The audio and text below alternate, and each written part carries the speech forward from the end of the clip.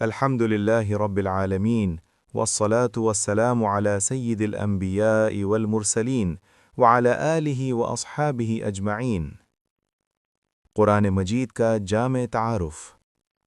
تفہیم القرآن، تفسیر ابن کثیر، تفسیر طبری، تفسیر قرطبی، روح المعانی، معارف القرآن اور دیگر تفاسیر کی روشنی میں۔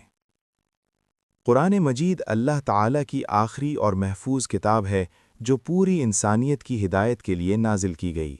یہ کتاب نہ کسی خاص قوم، نسل یا زمانے تک محدود ہے اور نہ ہی محض عبادات یا عقائد کا مجموعہ ہے، بلکہ انسان کی فکری، اخلاقی، معاشرتی، سیاسی اور روحانی زندگی کے تمام پہلوؤں پر رہنمائی فراہم کرتی ہے۔ مفسرین امت کا اس بات پر اتفاق ہے کہ قرآن کو صحیح طور پر سمجھنے کے لیے اس کے نزول کے پس منظر، تدریجی وحی، مجموعی مضامین اور قرآن کے اپنے اسلوب کو سامنے رکھنا ناگزیر ہے۔ مولانا مودودی رحمۃ اللہ علیہ، امام طبری رحمۃ اللہ علیہ، امام ابن کثیر رحمۃ اللہ علیہ، امام قرطبی رحمۃ اللہ علیہ، علامہ آلوسی رحمۃ اللہ علیہ اور مفتی محمد شفیع رحمۃ اللہ علیہ جیسے مفسرین نے مختلف زاویوں سے اسی حقیقت کو واضح کیا ہے۔ قرآن کی حقیقت اور اس کا تعارف۔ تمام معتبر تفاسیر کے مطابق قرآن اللہ تعالیٰ کا کلام ہے، لفظاً و معناً محفوظ ہے، وحی کے ذریعے نازل ہوا اور قیامت تک کے لیے ہدایت ہے۔ امام طبری، تفسیر طبری، قرآن کو اللہ کی طرف سے بندوں کے لیے واضح پیغام، احکام اور دلائل کا مجموعہ قرار دیتے ہیں۔ امام ابن کثیر قرآن کو ہدایت، رحمت اور روشنی کہتے ہیں جو حق اور باطل میں فرق واضح کرتا ہے۔ مولانا مودودی قرآن کو ایک زندہ تحریک کا منشور اور مکمل دستور حیات کے طور پر پیش کرتے ہیں۔ نزول قرآن اور وحی کی تدریج۔ قرآن تقریباً 23 سال میں نازل ہوا۔ اس تدریجی نزول کا مقصد انسانی ذہن کی تربیت، معاشرتی اصلاح، ایمان کی مضبوطی اور عملی نظام کی تشکیل تھا۔ تفسیر ابن کثیر کے مطابق قرآن کا بتدریج نزول لوگوں کے دلوں کو مضبوط کرنے اور احکام کو آسانی سے نافذ کرنے کے لیے تھا۔ مکی وحی کا موضوع۔ تمام تفاسیر اس پر متفق ہیں کہ مکی صورتوں میں زور ہے توحید، رسالت، آخرت، اخلاق، شرک کی تردید، جیسے سورۃ الانعام، سورۃ الاعراف، سورۃ یونس۔ امام قرطبی کے مطابق مکی وحی کا مقصد عقیدے کی اصلاح اور باطل نظام کو فکری طور پر توڑنا تھا۔ مدنی وحی کا موضوع۔ مدنی صورتوں میں شریعت کے احکام، اجتماعی نظام، سیاست و معیشت، جہاد و امن، خاندانی قوانین بیان ہوئے، مثلاً سورۃ البقرہ، سورۃ النساء، سورۃ المائدہ۔ معارف القرآن، مفتی محمد شفیع۔ مدنی وحی ایک عملی اسلامی معاشرے کی تشکیل کا مکمل خاکہ پیش کرتی ہے۔ قرآن کے بنیادی مضامین۔ تمام تفاسیر کے مطالعے سے قرآن کے چند مرکزی مضامین واضح ہوتے ہیں۔ 1. توحید۔ قرآن کا بنیادی اور مرکزی مضمون توحید ہے۔ امام طبری توحید کو تمام احکام کی بنیاد قرار دیتے ہیں۔ امام ابن کثیر توحید کو نجات کا واحد راستہ کہتے ہیں۔ مولانا مودودی توحید کو غیر اللہ کی غلامی سے آزادی کا اعلان قرار دیتے ہیں۔ قرآن بار بار واضح کرتا ہے کہ عبادت، اطاعت اور حاکمیت صرف اللہ کے لیے ہے۔ 2. رسالت۔ تمام انبیاء کی دعوت ایک رہی، اللہ کی عبادت اور باطل کی مخالفت۔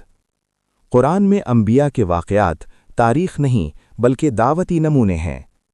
ابن کثیر کے مطابق انبیاء کے قصے امت کے لیے صبر، استقامت اور جد و جہد کا سبق ہیں۔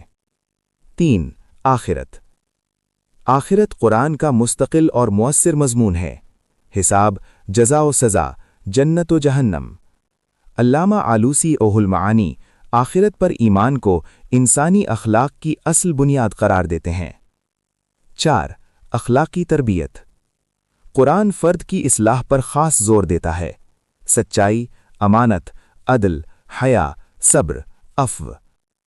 امام قرطبی کے مطابق اخلاقی آیات کو معاشرتی امن کی ضمانت کہتے ہیں۔ 5.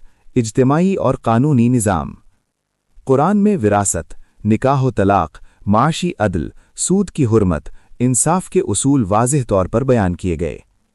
معارف القرآن، یہ احکام وقتی نہیں بلکہ ہمہ زمانی ہیں. قرآن اور تاریخ. قرآن میں قوموں کے واقعات قصے نہیں بلکہ اللہ کے قوانین کی عملی مثالیں ہیں. قوم نوح، عاد، ثمود، فرعون، اطاعت میں کامیاب، نافرمانی میں تباہ. مولانا مودودی کے مطابق ان واقعات کو امت مسلمہ کے لیے تنبیہ اور رہنمائی قرار دیتے ہیں.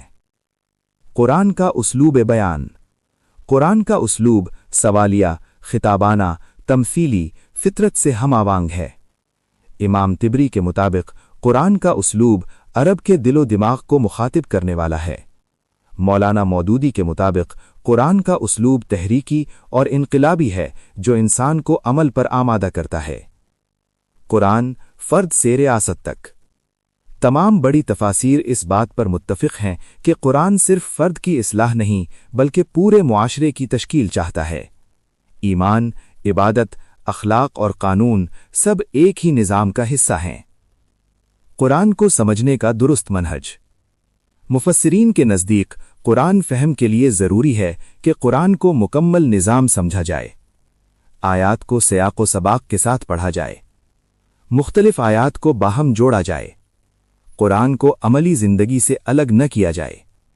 نتیجہ: قرآن مجید اللہ کا آخری پیغام، مکمل دستور حیات، انسانیت کے لیے رحمت اور دنیا و آخرت کی کامیابی کا راستہ ہے. تفہیم القرآن، تفسیر ابن کثیر، طبری، قرطبی، روح المعانی اور معارف القرآن سب مل کر ہمیں یہ حقیقت سمجھاتے ہیں کہ قرآن کو سمجھنا، ماننا اور اس کے مطابق زندگی ڈھالنا ہی اصل مقصد نزول قرآن ہے. اللہ تعالیٰ سے دعا ہے کہ وہ ہمیں قرآن مجید کے پیغام کو سمجھنے اور اس پر عمل کرنے کی توفیق عطا فرمائے. آمین ثم آمین یا رب العالمین. وما علینا الا البلاغ. والسلام علیکم ورحمۃ اللہ وبرکاتہ.